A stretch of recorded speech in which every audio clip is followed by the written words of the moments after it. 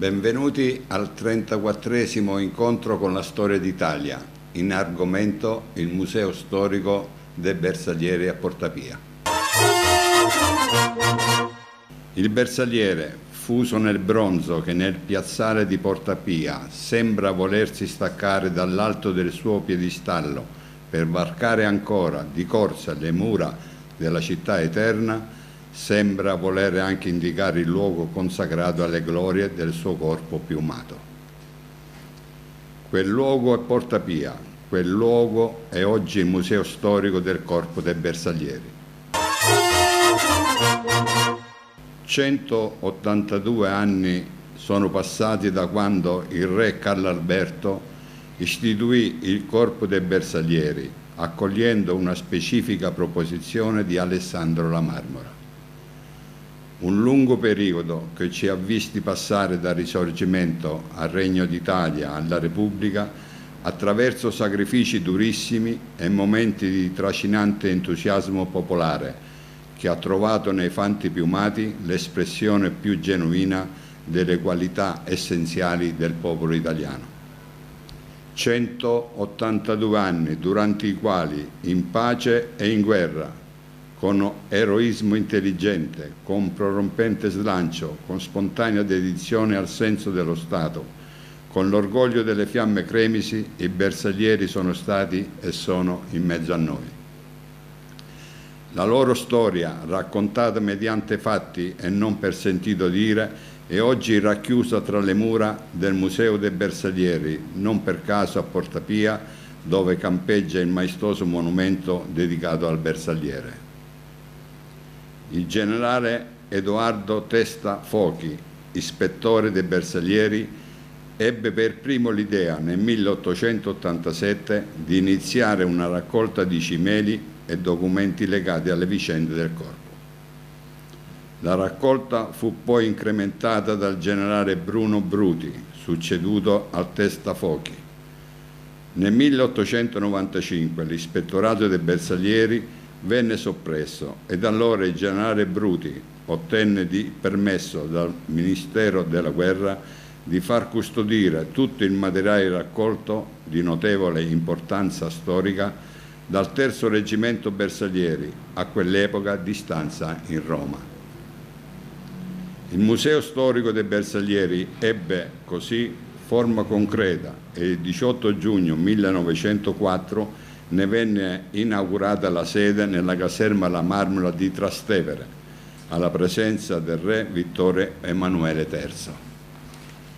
Nella considerazione che i reggimenti bersaglieri non erano a quell'epoca dotati né di labari né di bandiere, che come già visto vennero consegnati rispettivamente nel 1920 e nel 1938, venne attribuito al museo l'onore di conservare tutte le decorazioni al valore collettivo meritate dai reparti nel corso della loro ormai lunga esistenza. Negli anni successivi il museo si andò ancora più ampliando per l'ulteriore acquisizione di documenti e cimeli raccolti dai reggimenti del corpo e dalle società di mutuo soccorso tra i bersaglieri. Infine, per le vicende della guerra italo-turca del 1911 e soprattutto della Grande Guerra, il materiale divenne così cospicuo da far considerare insufficienti i locali che il reggimento bersaglieri, nel frattempo divenuto il secondo, poteva mettere a disposizione nella sua caserma. E altresì da considerare che non si potevano conciliare le attività del reparto con le esigenze dei visitatori che diventavano sempre più numerosi.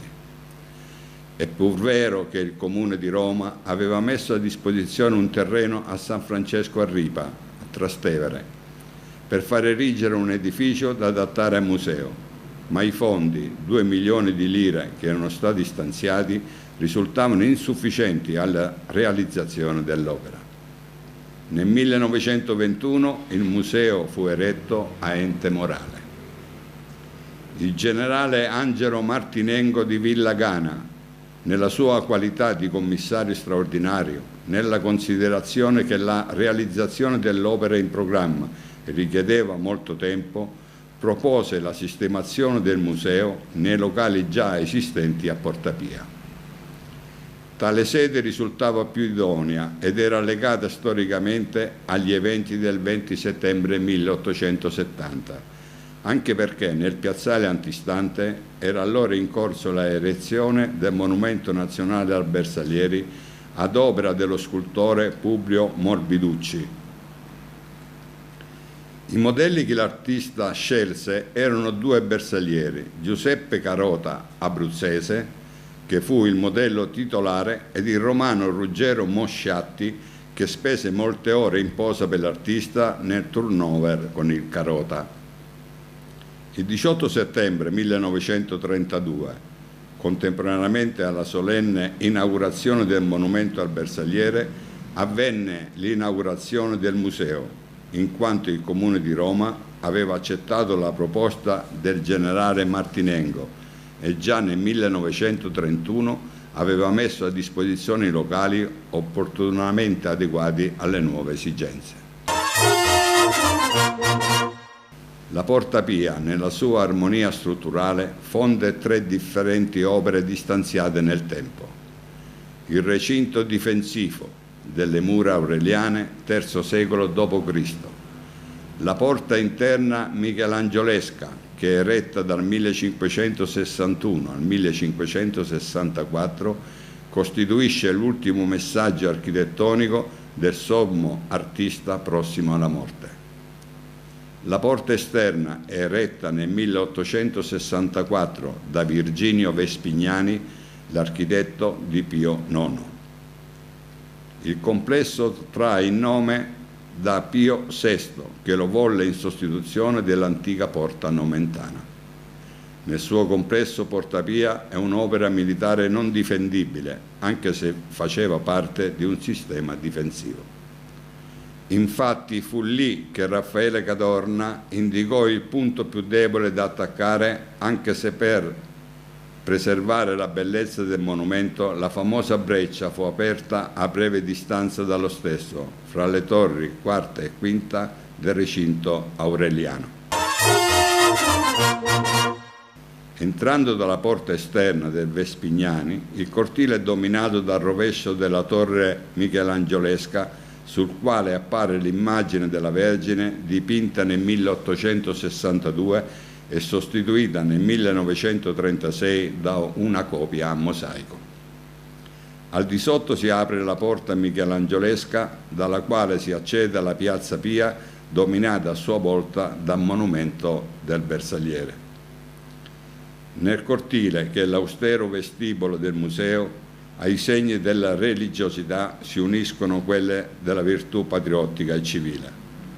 Vi si incontrano infatti i busti e monumenti dedicati a Enrico Toti, Alessandro La Marmora, Giacomo Pagliari, Luciano Manara e Goffredo Mameli.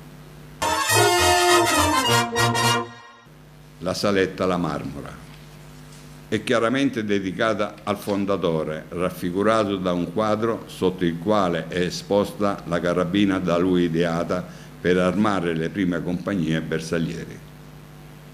Il Salone d'Onore, oltre ad un pregevole quadro del maggiore Barba Brava che raffigura il battesimo del fuoco dei bersaglieri, è esposta una vasta raccolta di oggetti personali del fondatore, fra i quali sono da evidenziare la originale proposizione e i labri che nel 1920 vennero assegnati ai reggimenti bersaglieri e sostituiti poi nel 1938 dalle bandiere di guerra.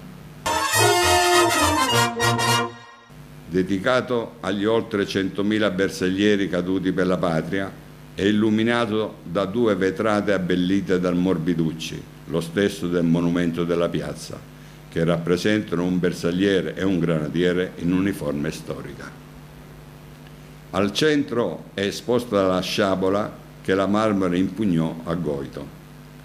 Nella parte di fondo sono posti il ritratto a olio del fondatore, opera del pittore Carlo Barabino, che è affiancato da due grandi teche nelle quali sono contenute le medaglie al valore collettivo guadagnate dai reparti bersaglieri dal 1848 ad oggi. È un susseguirsi di sale che contengono migliaia fra cimeli e documentazioni del corpo del periodo risorgimentale ad oggi, fra le quali non si possono dimenticare la bicicletta e la stampella di Enrico Toti. Tuttora, infatti, il museo riceve donazioni dai bersaglieri ancora in vita e dai familiari di coloro che sono deceduti. Hic vivunt homines superstites sibi, qui vivono coloro che sono sopravvissuti a se stessi. La frase, nella sinteticità del latino, rappresenta il significato del compito che il museo intende perseguire, mediante cioè la rievocazione di coloro che ne furono partecipi, resuscitarne le vicende umane e storiche, fissandole in tradizioni da additare e consegnare alle nuove generazioni di italiani affinché ne tengano conto nel loro comportamento. La leggendaria epopea dei bersaglieri e non solo scorre come un immenso interminabile fiume dal quale si elevano i bagliori fiammeggianti del valore, dell'onore e della gloria. È forse retorica? È vecchio ed abusato sentimentalismo? È mentalità sterile e superata? Sia pure. A noi bersaglieri, nel leggere le nostre pagine di storia, pare chiaramente di sentire nei nostri cuori riaccendersi e ritrovare dignità, fierezza e amor di patria mai sopito. Noi, fedeli ai nostri principi di educazione morale, alla nostra inestinguibile passione per la patria, all'inguaribile sentimento cremisi, siamo saldi come rocce e crediamo alla suggestione, abbandonandoci alla bella esaltazione euforica del nostro passato. Noi non dimentichiamo. Al termine di queste modeste pagine sovviene una leggenda di guerra che narra delle anime dei prodi rimaste là dove rifulse il loro eroismo, e a coloro che con purezza di intenti ne onorano la memoria sarà sempre concesso di intendere il loro messaggio spirituale. Sono parole tratte dal libro I figli del vento e della vittoria del capitano Fausto Mandelli.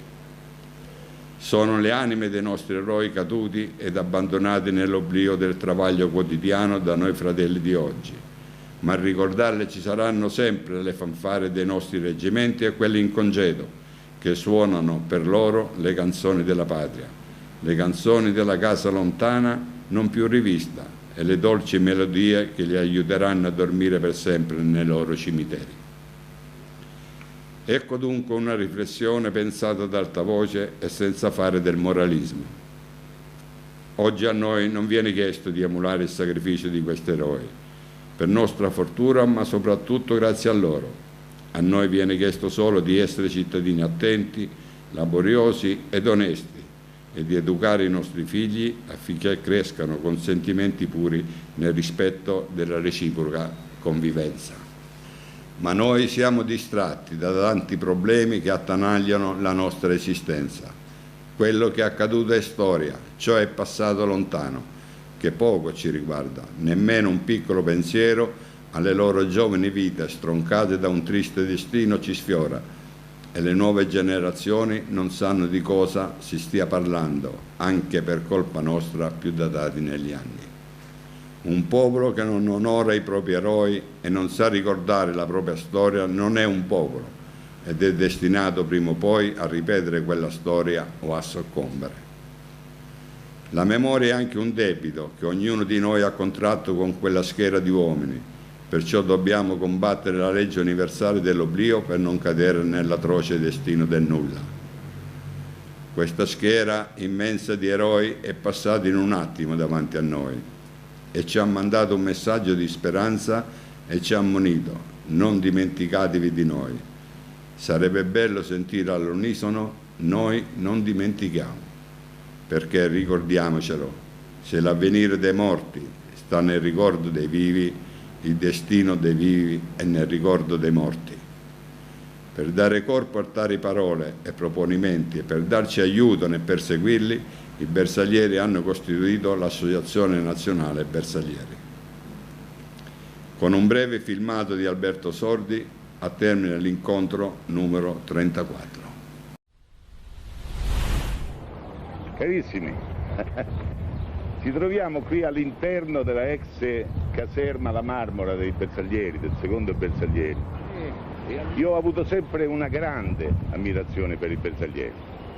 Dico da sempre perché io sono nato qui a Trastevere, ci troviamo a Roma qui, E Trastevere non è lontano da questa caserma, in via San Cosimato sono nato. E un giorno, quando ero bambino, per la strada improvvisamente scoprì i bersaglieri. Mi apparvero così improvvisi, sbucarono da un angolo, mi vennero incontro, e vedere questo gruppo di uomini con questa loro baldanza correre con la fanfara in testa che li guidava, e vedere dal basso, perché ero piccolissimo, queste piume al vento che riflettevano con il sole stagliate verso il cielo azzurro, erano di 1000 colori, e beh, per me fu un'immagine da sogno che io non ho mai dimenticato. E infatti quella notte sognai solo i bersaglieri. E la mattina, mi ricordo, era domenica, io ne parlai con mio padre e gli raccontai quello che avevo incontrato e il sogno che avevo fatto. Lui sorrise e dopo la messa facemmo una passeggiata e venimmo qui davanti alla caserma dei bersaglieri e lui mi raccontò tutta la storia. Ebbene, da quella mattina io non ho mai mancato all'appuntamento con i bersaglieri, li aspettavo all'uscita e quando loro uscivano con la fanfara in testa io mi accodavo e correvo con loro per le strade di Trastevere, raccogliendo così una parte degli applausi che la gente per la strada indirizzava a questi baldi giovani. Me li prendevo anch'io quegli applausi, perciò io sono debitore ai bersaglieri di questi primi applausi che poi si dovevano trasformare negli applausi del mio pubblico verso questa corsa come quella dei bersaglieri all'affermazione e al mio successo cinematografico. Perciò grazie. E a tutti i giovani che appartengono a questo glorioso corpo io faccio gli auguri più belli e vada la mia simpatia e la gratitudine di tutto il popolo italiano per la loro presenza e che la loro divisa, così bella durante le parate militari, si ricordino questi bersaglieri di essere fieri perché sono bersaglieri. Eccomi qua. I can away, magari ce l'avessero gli americani i bersaglieri, alla breccia di Porta Via.